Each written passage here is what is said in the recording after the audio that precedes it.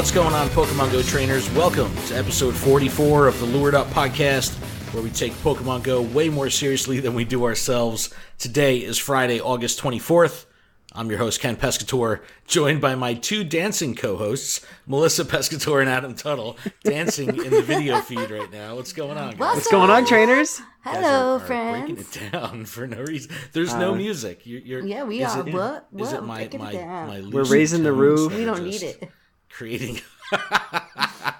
Adam is making indecent hand gestures. No.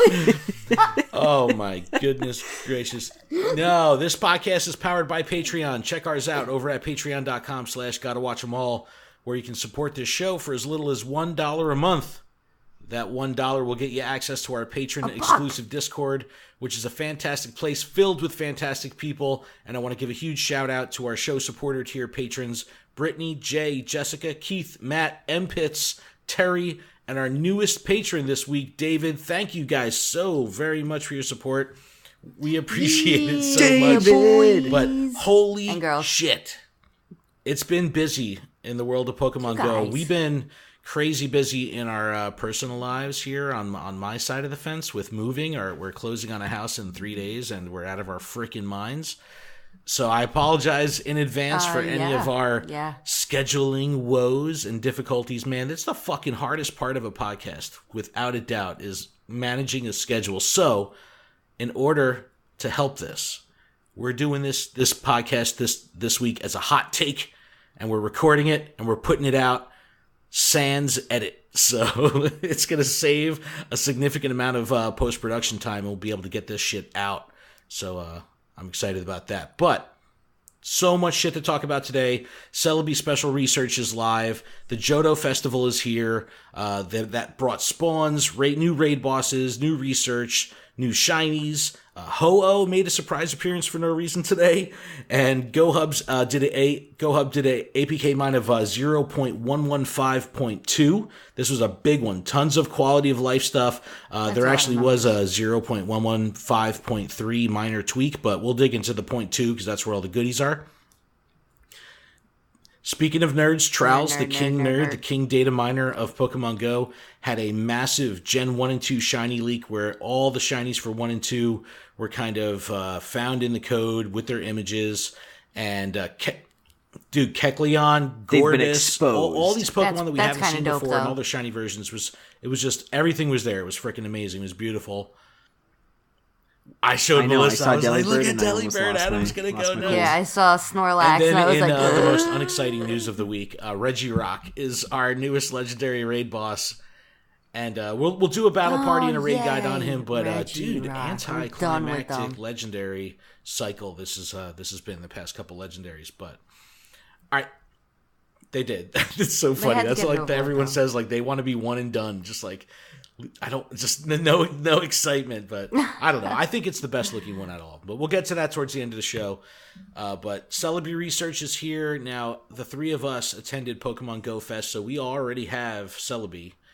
So we get to play through the quest in order to get candy for Celibi, which is a contested topic now. I think it's freaking awesome. I mean, my Celibi sucks. I don't really care. It's in the high 70 percentile with IVs, but I'll be excited to power it up because I'm never going to walk 20K for a candy with, this mythical or any other legendary for that matter. But how do you guys feel about the candy as a bonus for people that already have Celibi? I'm fine with candies. I'm cool with it because, I would never walk it, and my Celebi is literally such caca that, I'll just dump the candies in it. Now, Mystic 7 said I'm happy with it. He already dumped 100-something rare candy into his Celebi. So, well, that's... but now he's on Beach Street because he's going to get all this candy. He was overzealous because you're not going to get a second Celebi ever, and there's no more room for him to invest in his Celebi. So that was a total bummer. But Adam, what do you think of that? I think it's okay, but in my honest opinion, I would have liked to have a reroll. If I truly wasn't happy with whatever CP. You know what? That's the first time I've actually heard that, and that's not too bad, actually. Yeah,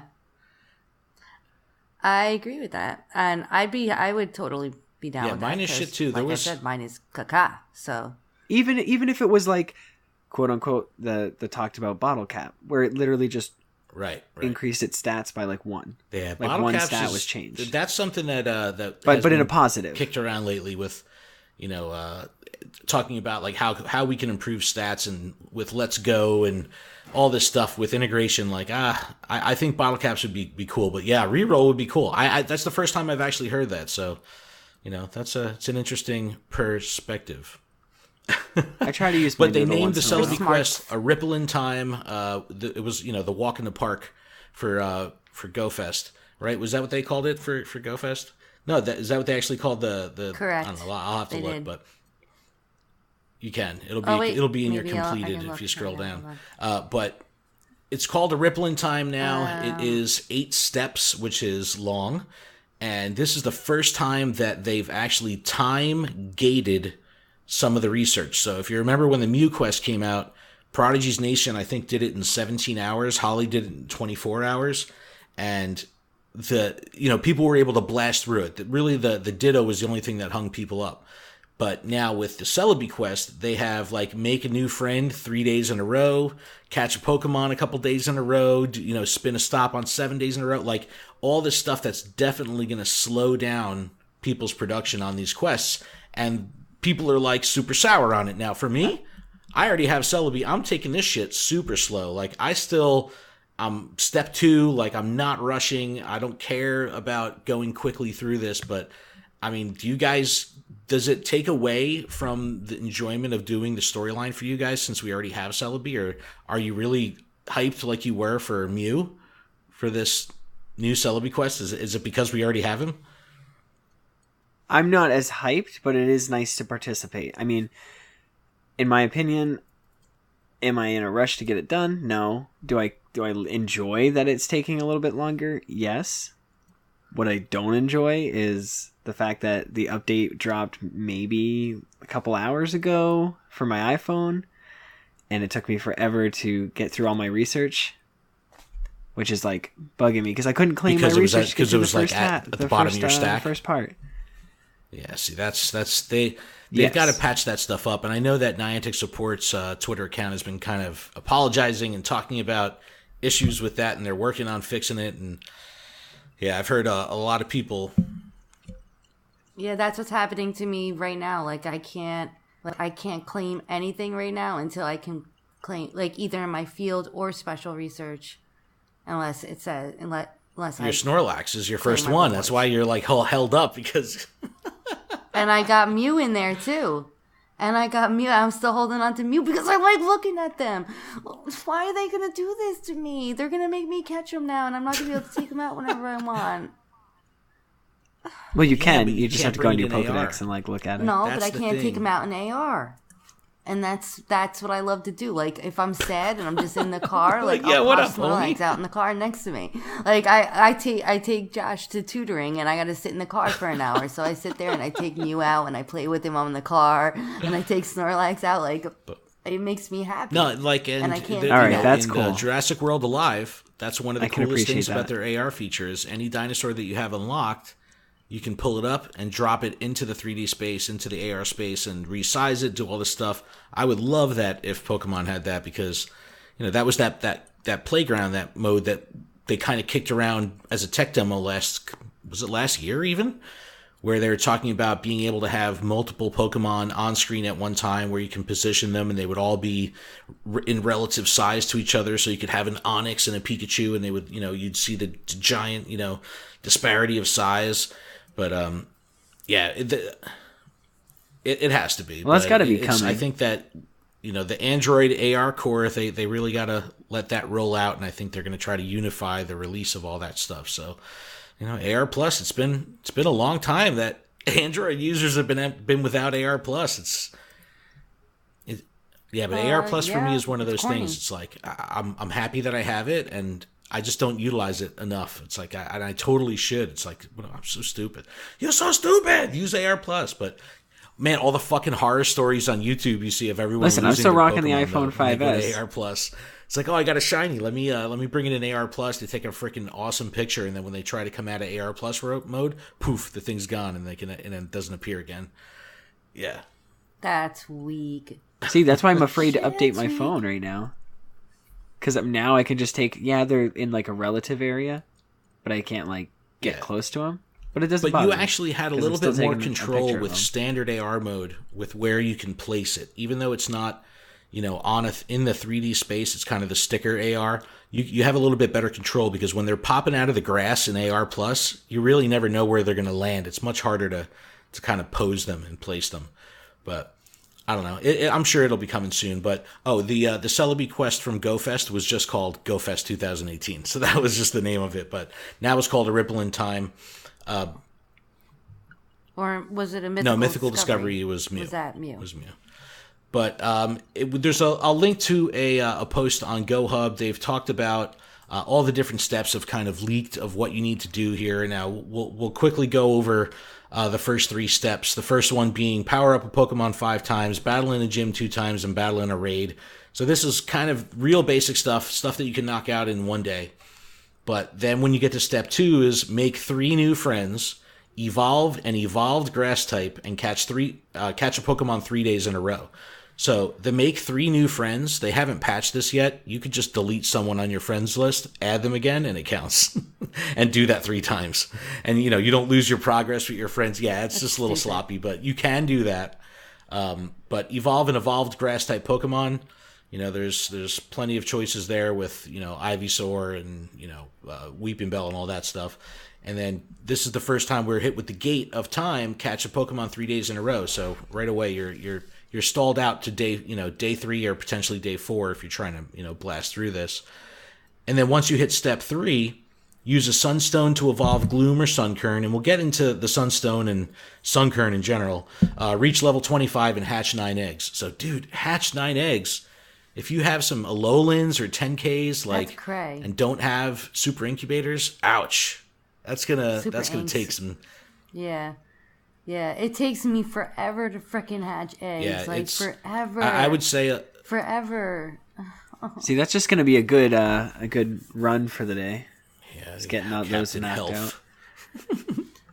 But you know what? I'm kind of glad that they did it like this because I felt that it was stupid that you were able to. I still feel that it's stupid that you can get multiple Mewtwo's. I think everybody should only have fucking one Mewtwo, and I thought it was dumb that you can get Mew so easily, so fast in one day. That wasn't the best choice, I think, by them of allowing it to go so quick, but you didn't have to. You didn't have to be fucking Prodigy's Nation and go, pull an all-nighter.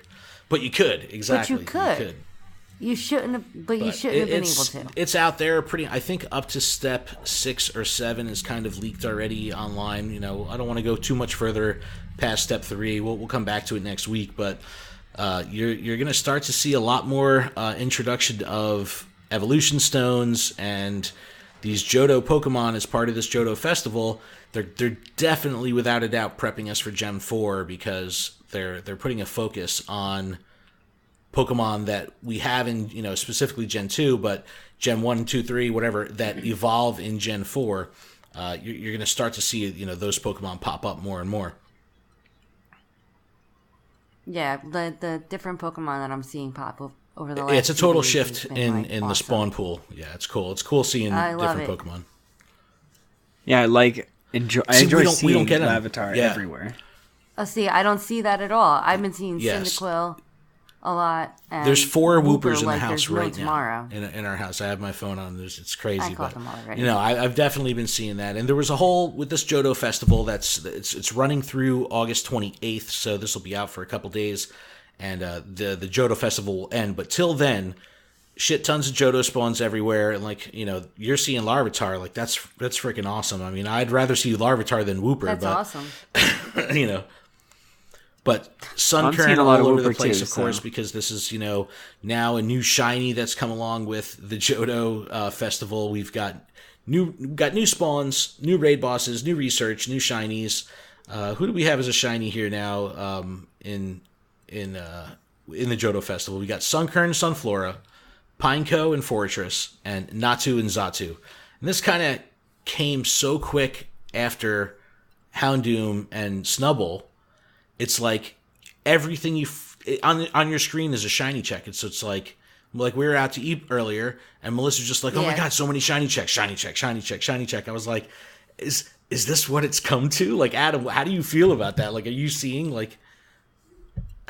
That's exactly how I am. I open my game now, and like, so Natu is just something I overlook 100%. Yeah. But now that I know it's shiny, it's like boom, boom, boom, boom. Me too. So I'm literally driving up my road to get to the house right before we podcast, and it was like I had a choice: a weather boosted Dawn fan or a Houndour, and it's like I'm only driving 15 miles an hour, but like by the time I'm at my house, like in my driveway, I've already lost it. Like there's no way to unless I turn my car around. It's like I don't want to do it at that point. So. And it was it was hard choice in my head. I was like, do you want that a happened shiny to me check? the other day. I saw a Victory Bell and a Snubbull, and it's like in any other circumstance, I'd be all over that Victory Bell. But I went for the Snubbull, and it wasn't shiny. And when I went back to the screen, I just did a shiny check, didn't catch it. I was like, fuck it, I got to go back and get the Victory Bell. Victory Bell's gone. I was just like, see, that's what I get. But that's what I'm talking about. The shiny madness, like you're just so focused on it. Like, yes, I don't know if they start rolling this shit out on a weekly or bi-weekly basis. I don't know how I'd feel if everything was potential shiny. Maybe at that point it would lose its shiny luster, you know. Luster, yeah. They can't make everything shiny. Well, yeah, but that would be corny. I mean, they can. But that's what I'm saying. Like, it's Pokemon. ultimately going to get to that point, and then at that point, that's the normal. But you know what? They kind of actually have to, because if they leave some Pokemon out, then whatever person that Pokemon is their favorite Pokemon, they're going to be like, "What the fuck? Why no is Delibirds? They're going to explicitly say no shiny Delibird." Don't get me heated, guys. But the Johto Festival is pretty cool. They did a complete raid boss shakeup. Adam, you want to run through these bosses? Yes. Okay, so we've got Chikorita, Cyndaquil, Totodile, the Johto starters. And then we've got Yanma and Sunkern. And Sunkern can be shiny, so I definitely can't freaking tell the difference. A bunch of Sunkern. I hand caught a whole bunch this yesterday and got a shiny, and I didn't even realize it. Oh shit. But it's the only shiny I've gotten in weeks, so that's beside the point. But all right, in tier raid level 2, we've got Alolan Executor, Pineco, could be shiny, Kirlia, Mawile, and Roselia. Both those two could be shiny as well. Tier 3, we still have Alolan Raichu, which I still need, Piloswine, and Donphan, and Tangela is randomly not in raids anymore. Well, I think when there was this shift to this Johto pool, Tangela was originally in there, and then a day or two later it just fell off. Now which I thought was kind of weird, because obviously you have the Johto starters, but you have Kirlia, who's going to have a Gen 4 evolution. You've got Roselia, that's going to have a Gen 4 evolution. Tangela has one as well, so you would think that they would keep it, but for some reason it's just it's gone. Yeah, exactly. In tier 4 we have Alolan Marowak, Rhydon, Ursaring, Tyranitar, and Absol. Absol again can be shiny, so go after that. And then tier 5 we had Regirock, but now we have Ho-Oh. It's a good opportunity for people that never got the shiny before to have another shot. And Ho-Oh does have some relevance and has some diversity, because you can have, a Solar Beam Ho-Oh, which, will have a cool blend of, times when you can use it outside of just, as a fire attacker. So I kind of like the diversity there. But shiny Ho-Oh looks freaking beautiful. It's awesome. Yeah. And then along with the new raid bosses, there's also new research encounters, and some of these are freaking tough. But they, like the water festival, when you get the research, it'll say Johto Festival, and give you the description. But Evolve 3, Sunkern or Natu. These are going to be Evolution Stone for Sunkern, and Natu is a 50 candy. So, like, these are tough to evolve 3. And then you can have a shot at Pineco, which could be shiny.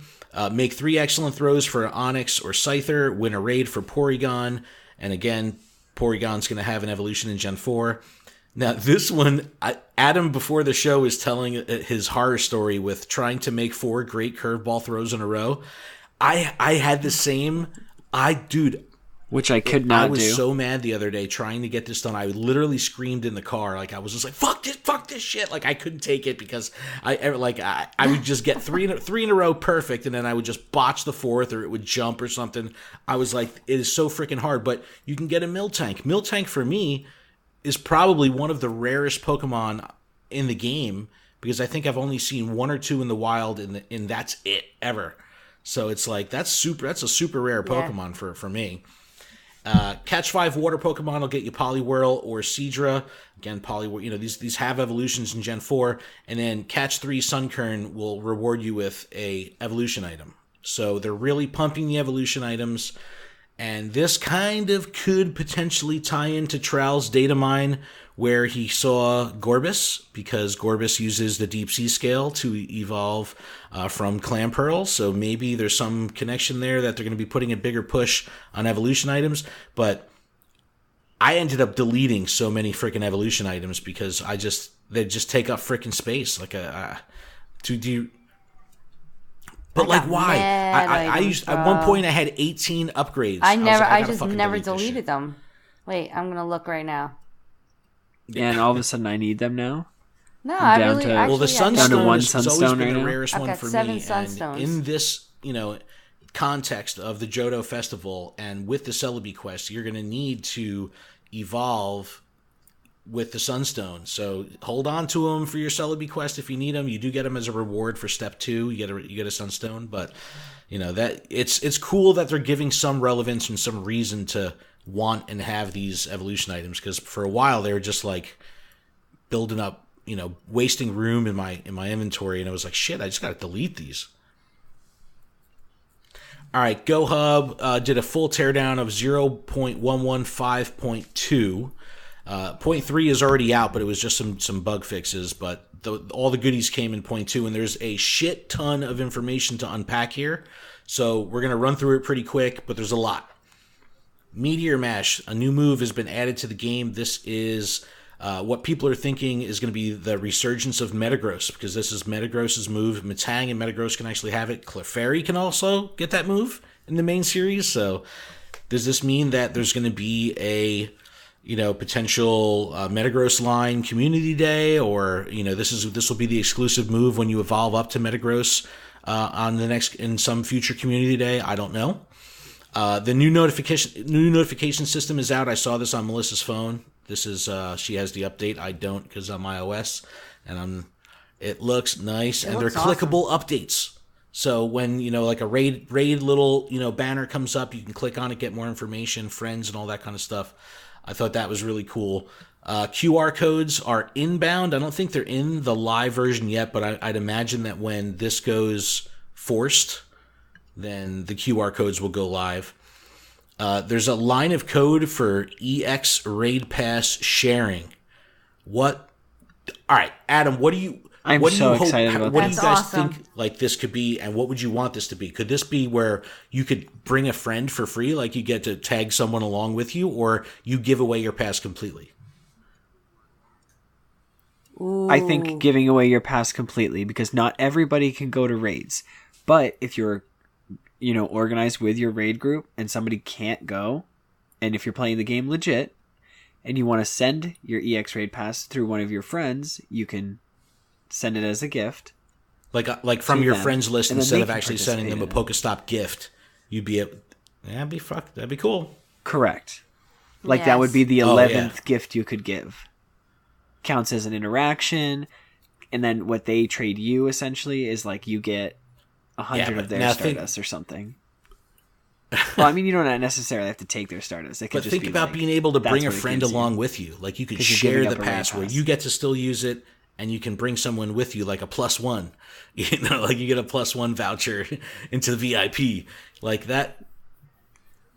That would be cool, but that wouldn't really be necessary because, usually they give out enough passes. Put it this for way, people to show up, but because let us know what you times, guys think. Like, I want to know what everybody out there thinks that this means, because in my head, send it. That's what it means, is that I can send my EX let's talk about this to a friend. This most recent wave, That's so probably September what it 2nd means. and September 3rd wave of EX Raid passes went out.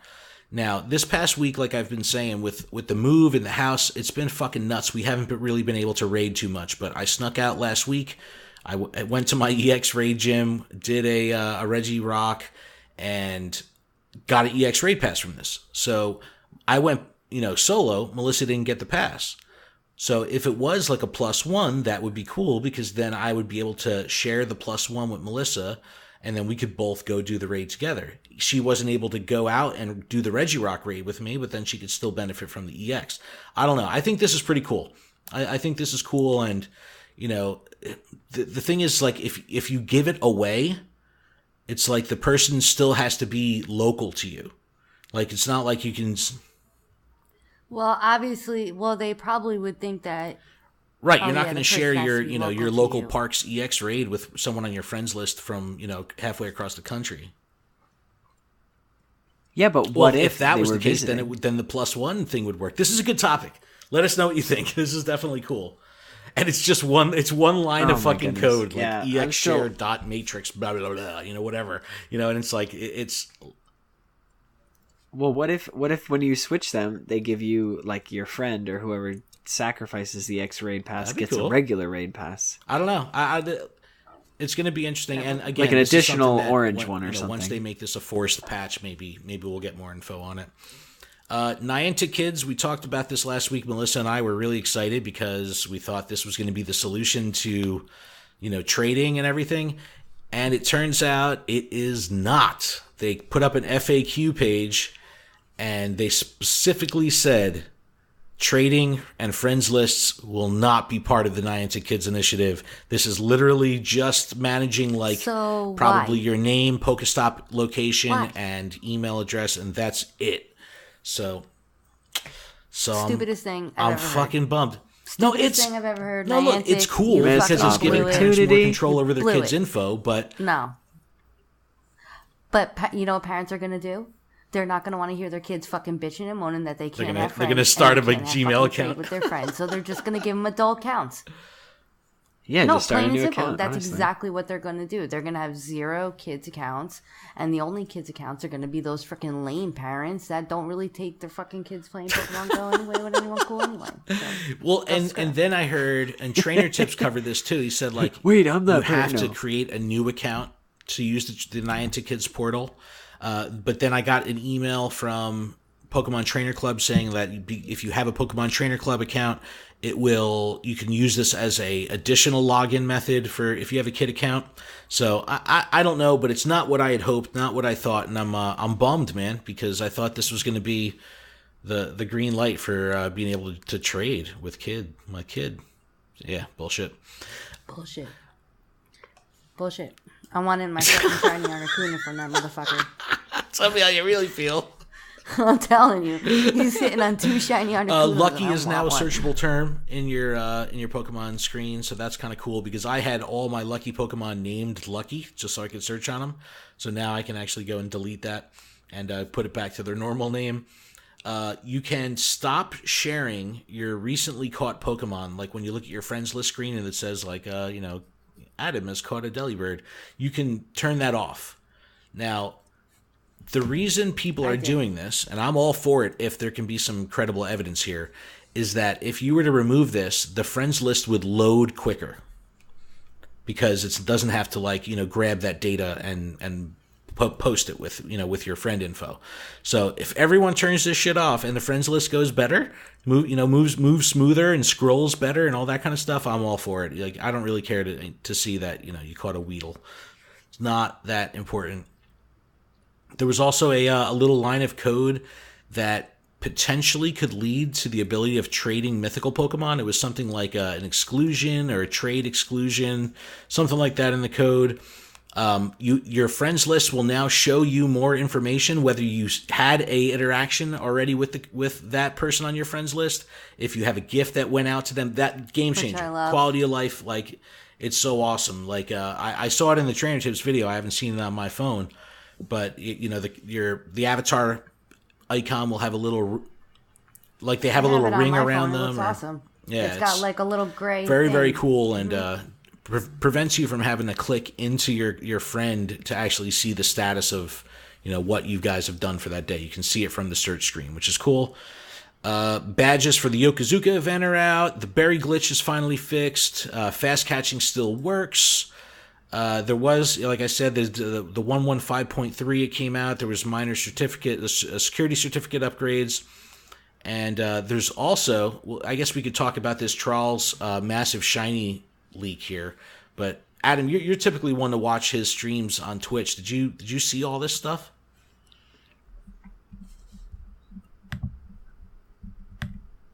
I saw it, but I didn't necessarily There's a ton of watch shit. the stream. It's like they show pretty much each Pokemon and its shiny form in the Pokedex screen and also in like your inventory screen, so it gives you both backgrounds. I think in combination with the Unity engine being upgraded and all the colors kind of popping more now in the game, these shinies look freaking awesome. Some of the pinks and the greens, the blues. The game looks amazing right now. Like when I turned the game on the other day with the update, it made me happy. It legit made me happy. I was like, oh, look at the pretty colors. Like, all the Pokemon, like, really pop. Their colors. The pinks especially. Like, just pop. Yeah. Yeah, Delibird is so white that he, like, almost fades into the background. Even, like, Snubbull. Even Snubbull looks really cool. But Chansey is the very noticeable difference in the Chansey models between the previous version on Unity and the current version. But I think all the pink Pokemon look good. That color reflects really nice with the new lighting. But Kecleon, Gorebyss were found. We haven't seen them before. The Silver Pineapple Berry. This is very exciting. This is cool. You actually unlock this. Spoiler alert. You unlock the Silver Pineapple Berry, I believe, in Step 6 of the Celibi quest. And this will be a new consumable item. That's cool. What does it do? Looks like it looks like a pineapple that's been dipped in silver. And what it's going to do is it's going to give you double candy, just like a pineapple would, but it's also going to give you an increased catch rate that's going to be a little bit better than a standard raspberry. So it's like doing a pineapple and a raspberry in one berry, which is cool because then usually you have to pick like, oh shit, this is a harder Pokemon or a more rare Pokemon. I want the extra candy, but I don't want the chance of it running away. Now you can kind of have the best of both worlds. So that's pretty cool. And we talked about getting hyped on Gen 4 and all the prep that they're doing with these Pokemon. The Sinnoh badge code was found in the game, so manage your hype, accordingly. But it's fucking coming. I mean, we Gen know it's 4 is coming. I think this is probably, now that Celebi is out, I think this could coming soon. Correspond with post Yokozuka event and the Ultra Unlock. Maybe it's Gen 4. I don't know. But it's definitely coming, and I'm fucking ready for it. I can't wait.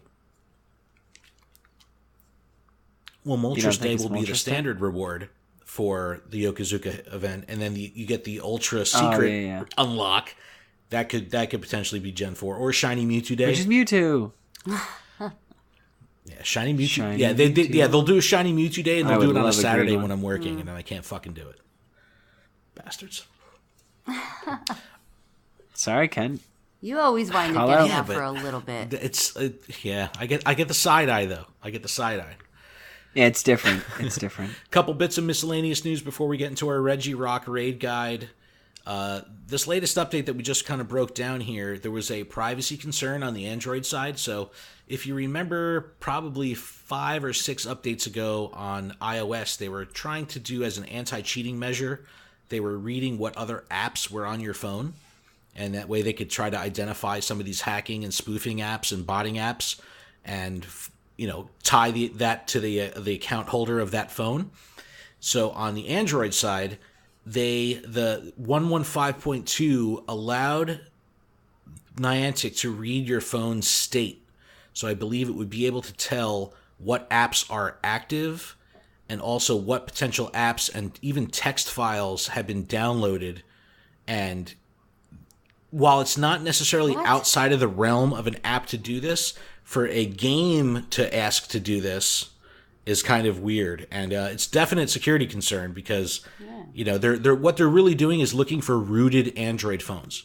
So they want to find phones that have been completely unlocked and rooted on the Android side because you need to do that to run these GPS spoofing apps.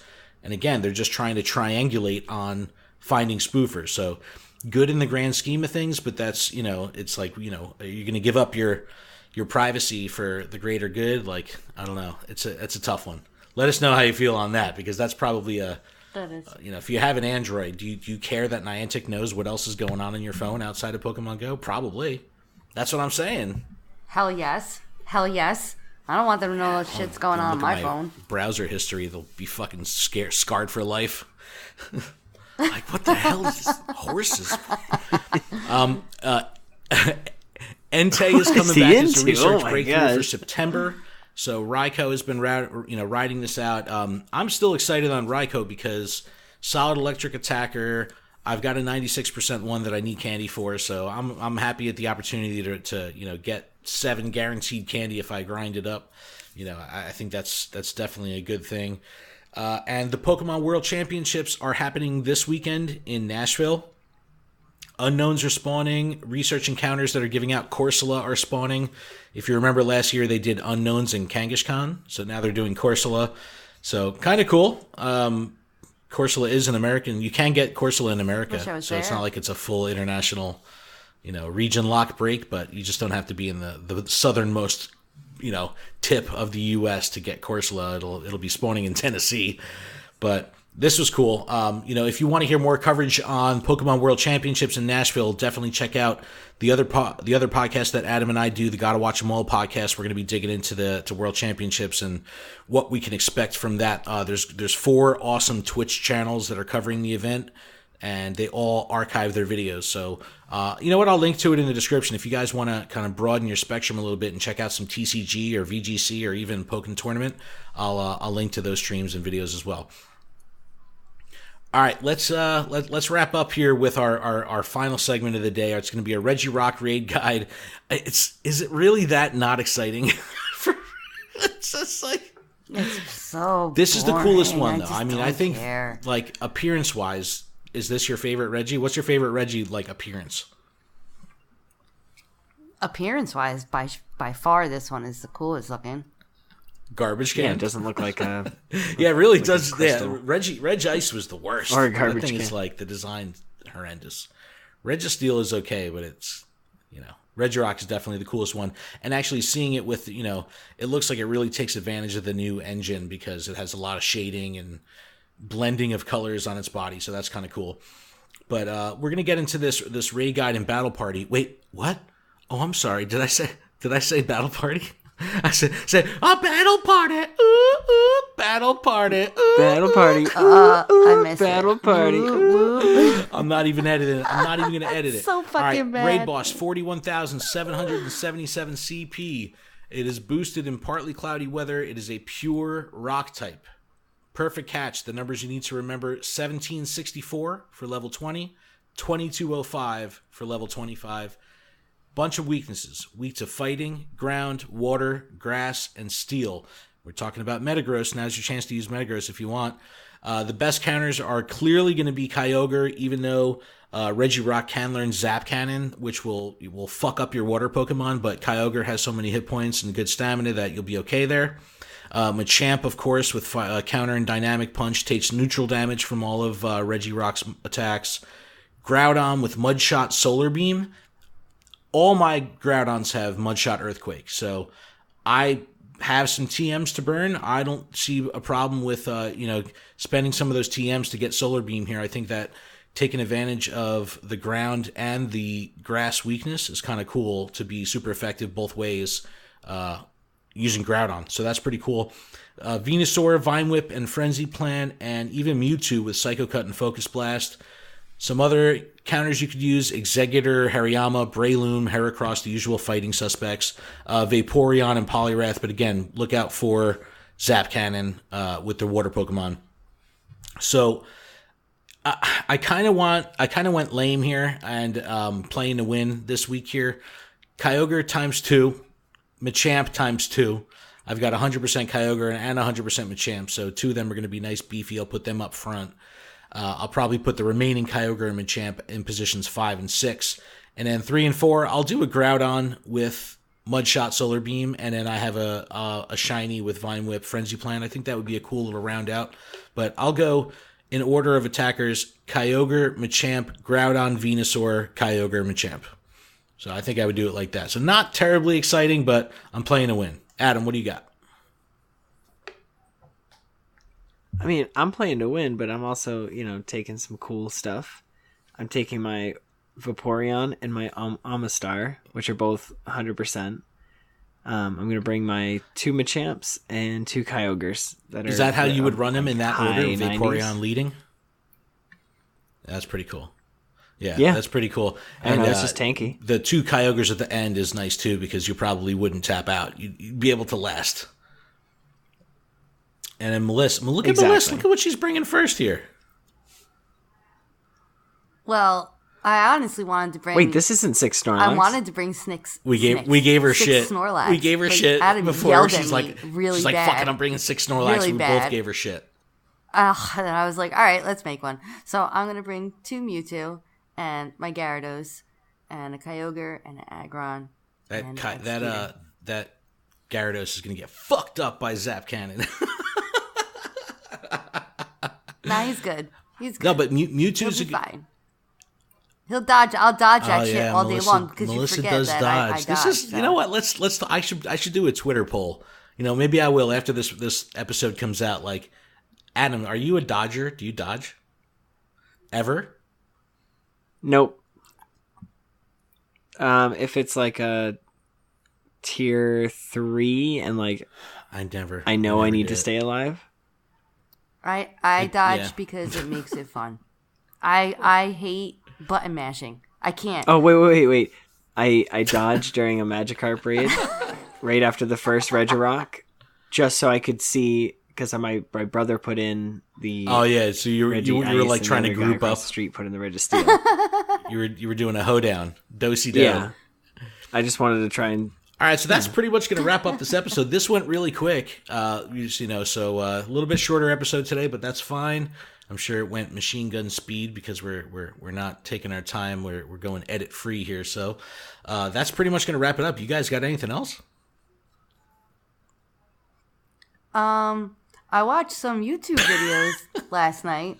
Some interesting YouTube videos last night. You watched some YouTube videos? Were there YouTubers? There were some YouTubers, and they got me pretty heated. We had a good conversation last week. We were talking about the culture of YouTube. Let's follow up on this before we wrap up. We got a little time.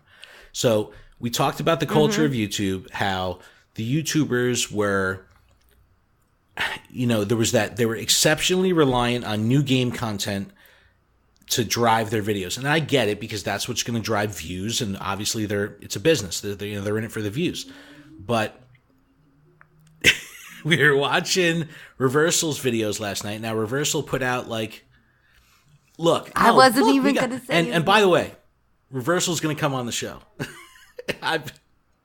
Look, we got to talk about this stuff. This is we can't not talk about it and then bring him on the show. Because Reversal is a delicate dude, man. He's a delicate dude, and I don't want him all right, I am salty, and I don't mean to be mean. I just say what I need to say, and he's a delicate dude. So that's we all were I'm talking saying. about last week how the culture has changed.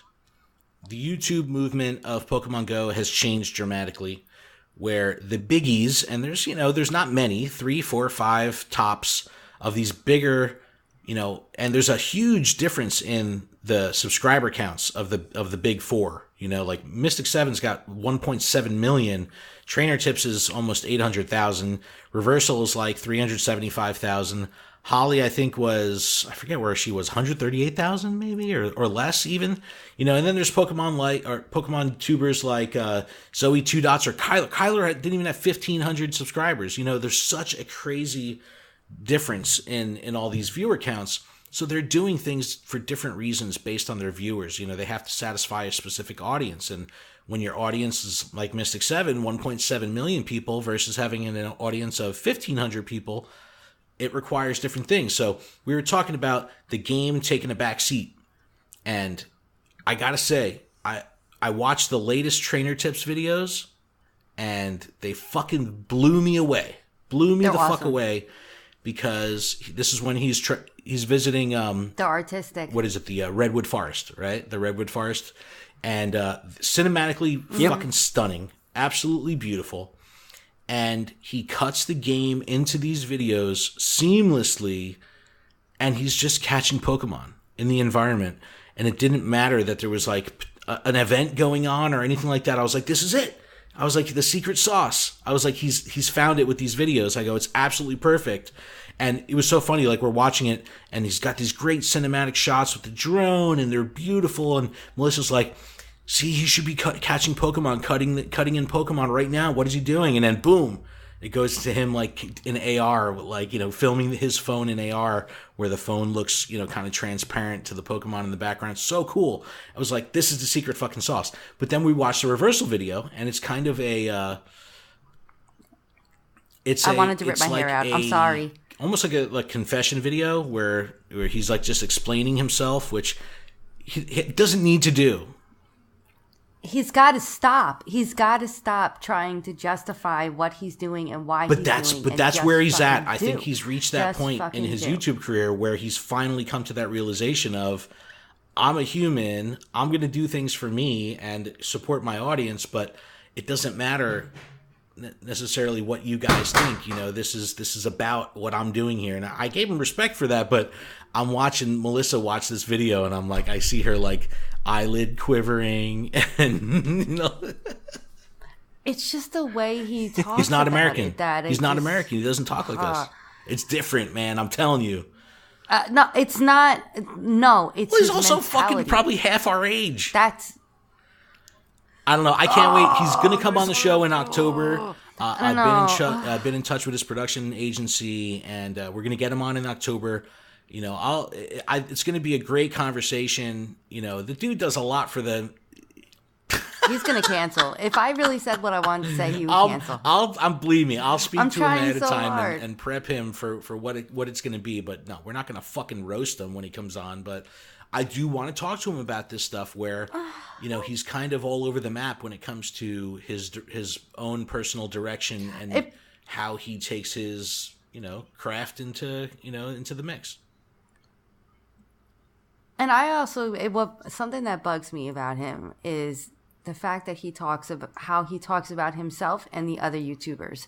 And something in his video that freaking really bothered me last night was he was trying to shout out and trying to act like he was so supportive of all these little YouTubers that have, he specifically said, he's like, these little YouTubers that have under 2,000 subscribers. And it just instantly made me think of another video that he put out around GoFest when he was bitching and complaining about smaller YouTubers bitching and complaining that they weren't on a flyer and how you have to get better and blah, blah, blah. And it's like, where do you really stand? Like, take a freaking, plant your feet, bro, and make up your fucking mind. Like, you talk shit about them. 100%. You talk shit about them, and then now you're going to use them to promote your own channel because, you want to make yourself look good that you support the smaller Pokemon channels, when honestly, even in that segment in the new video, all of the Pokemon YouTubers that he put on there had over 2,000 subscribers. So what the fuck are you talking about? But this is going to be a good conversation. This is what because again, I think he's come to that point where he's found his place. And I'm telling you, I think he hasn't. Delivering that message is probably exceptionally difficult. He has a large audience, But you don't need to, though. He doesn't need to.